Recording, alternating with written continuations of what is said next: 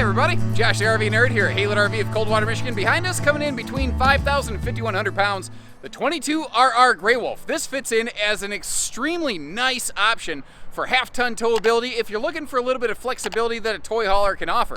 Now, what's really cool about this floor plan is I don't even think you have to be looking for a toy hauler. I think this is just a really good couples camper that just happens to have a ramp door on the back. Now, it's not extra wide, it's not extra tall.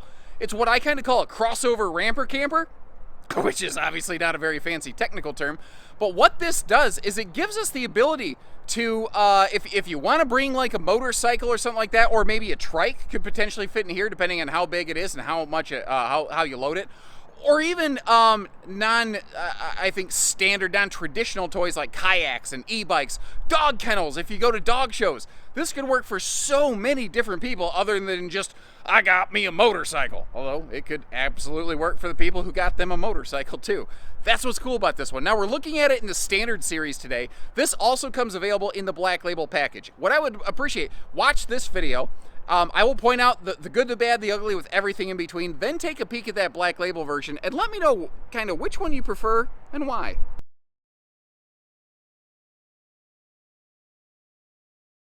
And this is kind of what I'm talking about right here. Yeah, it's got a ramp door. It's totally technically a toy hauler for sure. But if you take that out of the equation, it's just a mega dinette. Great couples camper with a walk-around front bed, private bathroom.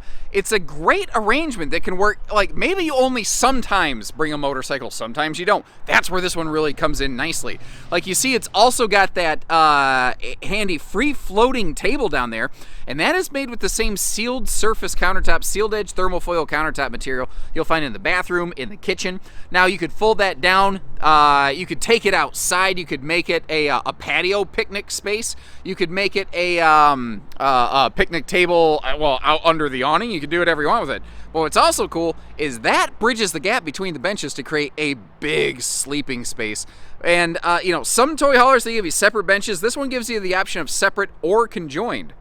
For instance, if you're going to have some guests, this thing can fold down a couple different ways into a pretty big sleeping space. I think this is my favorite arrangement, though. Those two middle cushions you could put either against the sidewalls or in the middle. If you put them against the sidewalls, you get a longer bed. It does kind of vault up at the head or the foot area a touch, but it's like an 8-foot long bed, so you can kind of just avoid that if you need to. But I like them here in this divider arrangement, so that like if you've got, say like a couple grandkids or a couple friends, you can have separated sleeping spaces. But something to consider here. If you do just have one smaller guest or a big dog, you don't have to like actually lay the table down, wrestle with the cushions. You can just take the backer cushion off one of the benches, and there you go. You've got yourself like what would be considered a normal bunk size in almost any RV, and that's easy. You just plop on a pillow, toss them a blanket, and say, have fun, kids. But of course, at the end of the day, it is still a toy hauler, and you can get these benches totally out of the way. They fold up and kind of buckle against the wall. You see you've got some 2,500 pound rated D-ring tie downs there. This has 5/8 tongue and groove plywood floor decking with 12-inch on center studs, so you pretty much anything that will physically fit back here, you're not going to be able to overload this. Now, a really clutch detail on your Cherokee family, and I bet your paycheck, notice I won't bet mine, but I'll bet your paycheck that next year everyone else is going to do this. They standardize a 15,000 BTU Coleman Quieter air conditioner versus a normal 13.5, then give you an upgrade to a 15. So that's just a bigger air conditioner than most people in this class offer, or it's optional and you have to pay extra. Now over here, if you're sitting on the bench kind of where we're at currently, that's where you could hook up a TV. Although with this being a stick and tin trailer, as the phrase goes, there are studs roughly every 16 inches on center in that wall, so you could kind of play with different TV mounts if you wanted to. Another neat thing here, that is not just like a seam tape. That right here, this is a plastic T-mold, and it's the same thing in the roof, so that if it gets hot, humid, cold, it doesn't peel and curl and it doesn't fall out of there, which is kind of a neat thing. The refrigerator, that is one of those 10.7 cubic foot DC compressor fridges.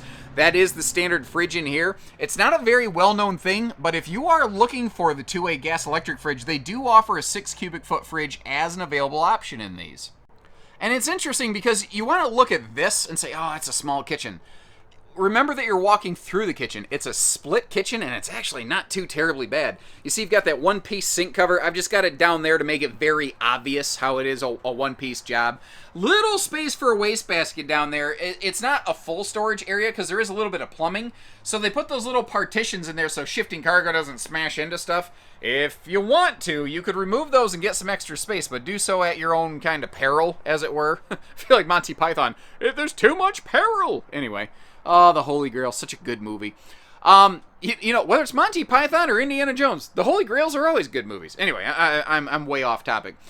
What do you think about the little hardware here? They're actually using like a slight gold tint hardware on this, on that very dark espresso kind of cabinet arrangement that they have going on. It's very rich and upscale, I think, and it's not something you usually see in this class. Notice, too, those are big drawers instead of small ones, so they're very spatula-friendly. Also, you can clean big stuff in that big farm sink with that high-rise sprayer faucet. And then this over here is intended for, like, there's a little hand sanitizer thing you could hook up underneath this. And I've always kind of said you could hook it up to a bottle of Hidden Valley Ranch as the good Midwestern boy that I am. But my uncle would probably hook it up as a hooch dispenser. What would you do with that, by the way? Hand sanitizer, ranch, or hooch? And this is cool. They borrowed this from their cousins over at the Wolfpack division. It's a magnet catch cutting board that you can take on, put off. You can move it outside. You could whack an intruder with that thing. Whack, whack, whack. You could do whatever you want with it. Now, I don't always have a chance to get good looks inside of these compressor fridges because the campers aren't always exactly level how I need them when I'm doing this out here in the wild on the lot. And thankfully, this one is behaving quite nicely. But look at that. Big floor-to-ceiling pantry right next to that refrigerator. And that is that good, big, dry storage you need for all that mac and cheese and hamburger helper or whatever it is you're using when you're camping. What would you guys put in there? $5 says somebody says that's where they're going to keep the hooch for their hooch dispenser. With the kitchen all accounted for, yeah. Yeah. I couldn't get the word here out, just not even close. By the way, kitchen skylight up here has a nice little shade you can draw so you don't bake like an ant under a magnifying glass. Speaking of glass, you got a full viewing window in the entry door here, and frankly, some pretty good door side window coverage on this one. Take note and just log that entry door window in your memory bank, but notice too these other two tall, I call those toothpick windows. In the standard series Cherokee, these open for airflow. And this is one of those weird little fine detail things that I like to put into these videos because maybe this is a significant factor for you. In the Black Label series, those become frameless windows, and those two tall windows don't open on the Black Label series, which is one of the only times that I think a standard series Cherokee has an edge on a Black Label, other than the fact that the standard series is actually lighter weight and less money, which I suppose are admittedly two very significant factors. So window treatments aside, you see this is a dual entry bed and bath. Very handy if, one or the other of you needs to get up and down regularly at night to get to the bathroom there. We've got some pretty decent legroom in here. You know, I'm a bigger guy. I can fit into this thing fairly well. Pardon me as I get this bathroom door closed right here. And that is a big sink. That's like a classic Forest River thing that a few brands like Rockwood and Cherokee have hung on to, that some of the others haven't, you know, that big, huge sink. Now, they've also gone with a larger radius shower here, which is nice if you need some extra elbow room. At my height, I'm 6'3"-ish. I do need to stand with my head in that bubble, but the rest of the time I'm walking around the camper perfectly fine with plenty of headroom, so it's not too much of an issue for me. That's a big medicine cabinet too. And this is one of those sneaky things that Cherokee works in all the time. Black Label, Standard Series, doesn't matter. All Grey Wolves are going to have that big max air vent fan up there to really suck some fresh air in through those side windows. And that's part of the reason these bathroom doors are actually slightly slotted. There's a little gap at the top to allow for that airflow to work through. So if you do want to utilize these windows for some airflow, even up here in the bedroom, you can make sure there's always a nice kind of refreshing breeze cycling in through this room over here. Both sides of the bed have household and USB plugs. A lot of brands do that now. Cherokee is really the one that kind of made that popular. They were doing way more USB plugs before just about everybody else. Got a full overhead cabinet instead of just a shelf between those two hanging towers. And I do want to make mention, this is a 74-inch Camp Queen, or short queen as it were. If you wanted to go with a true queen, it would definitely limit the walk around space. And I know some people don't care, and I know some people that's a really big deal for them. I'm simply putting that information out there, and if you appreciate the fact that we tackle that stuff head on so that you can make a better decision, do me a favor, click that subscribe button and join us here as we just continue to shoot you straight on all these things. Now, the Black Label fiberglass skin version, it obviously looks fantastic, but you can't tell me that doesn't look good too. That's what's nice. Cherokee has found a way to make what would very commonly just be called a conventional stick and tin trailer look and feel very nice. Not something you feel like you got to apologize for, but something you can be really proud that you own.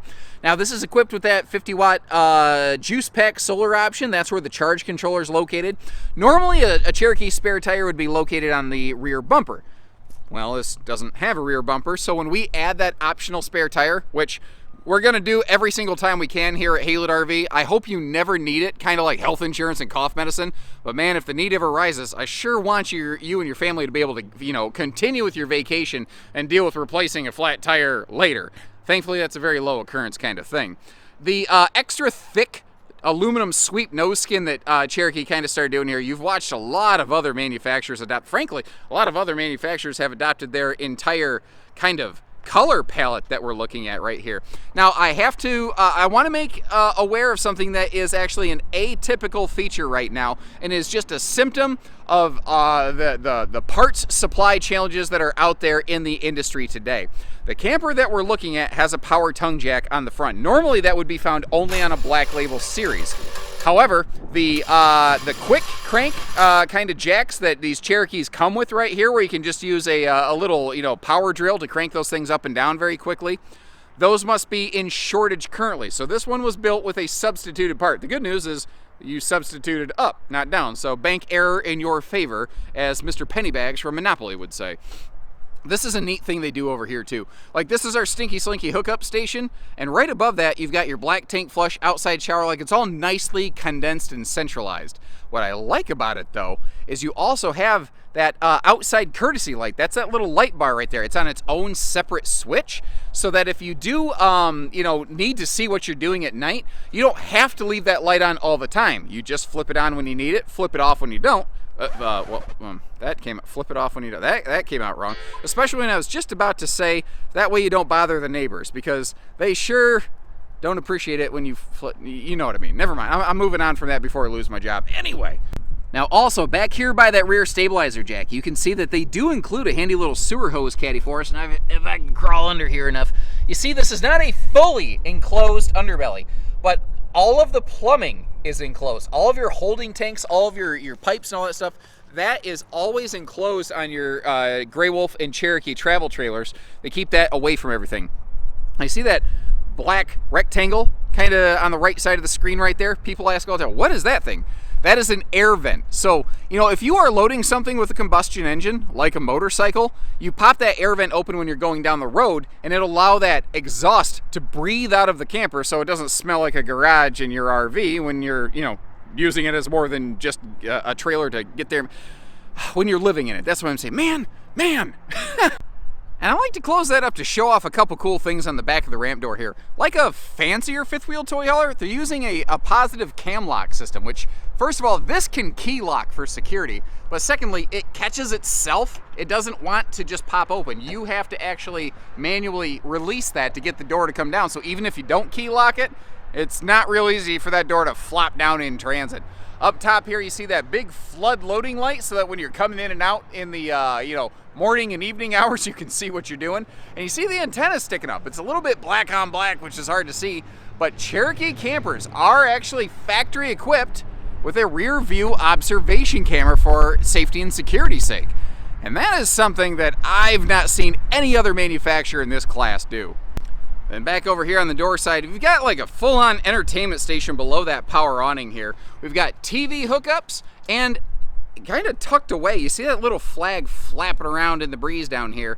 That is Uncle Josh's propane cooker hooker. So if you want to do some grilling outside, you got a cool little spot to do that. The stable steps have easy adjust legs. That is an anti-slam door. And remember how we had a full viewing window on it from the inside with that just beautiful tempered glass front? You don't really see it from the outdoors. It's kind of the best of both worlds. So like I said, whether you're looking for something, I think, for just a very purist couples camping arrangement, if there's just one of you running around looking to cause some trouble, frankly, a small family, or if you're going to have some occasional guests could work here. Not to mention the fact that you just get that cool patio, very cool for spring and fall camping. When the weather's like today, you don't need to run the air, you want that fresh air, that's when this thing's gonna be really fun. And again, take a look at the link in the video description, check out the black label version of this, and let me know, which one would you pick and why? Any other comments, you have any other questions, things you like, leave me some notes and let me know, or anything I haven't answered. If I got something wrong, let me know that too. Sometimes my mind is going a different direction from my mouth. My wife will confirm that happens pretty frequently. So, as always, take care, stay safe, have fun, and happy Haylet camping, everyone.